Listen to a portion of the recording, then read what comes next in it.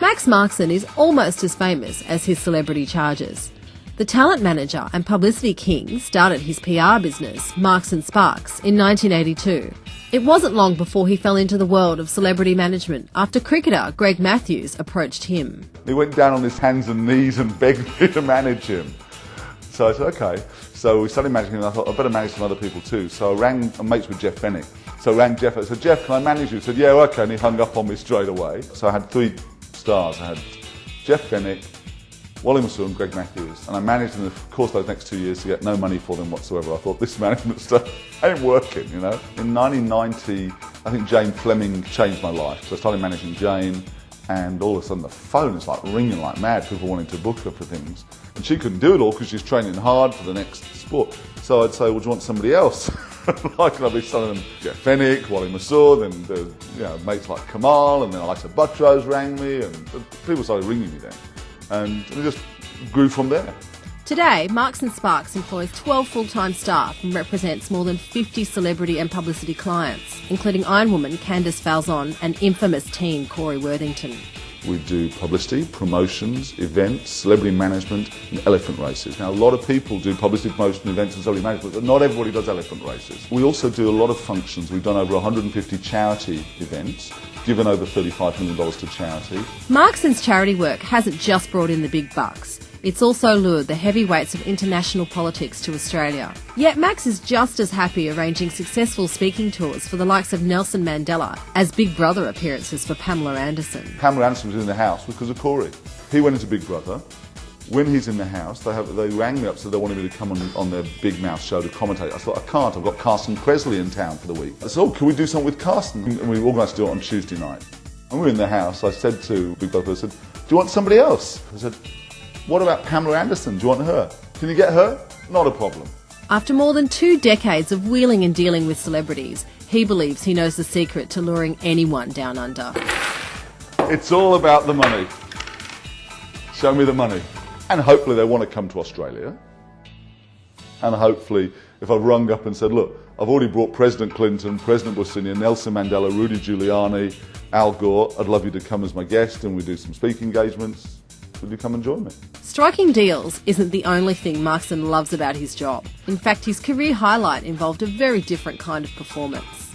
We're at Crown Casino in Melbourne. I've got President Clinton. Whenever I'm in Melbourne, I'd always go and do karaoke later in the night at Fidel's. So we were happily, 15 of us, doing karaoke.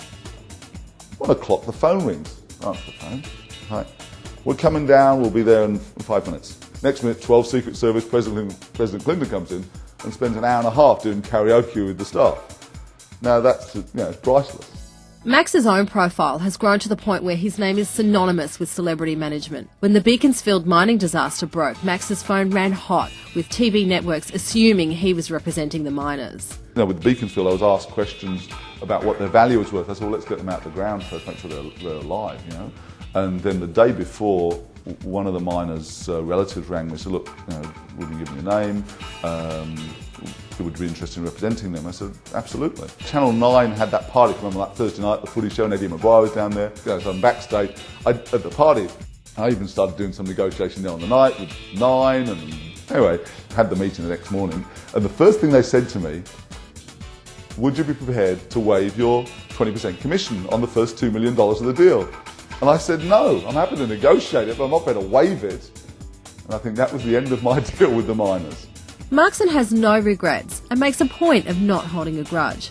He's always looking towards the next opportunity. I never think of myself as being creative. There's millions of ideas. The clue is taking the idea and putting it into action. Markson may live his life at a fast pace, but he doesn't find it hard to relax.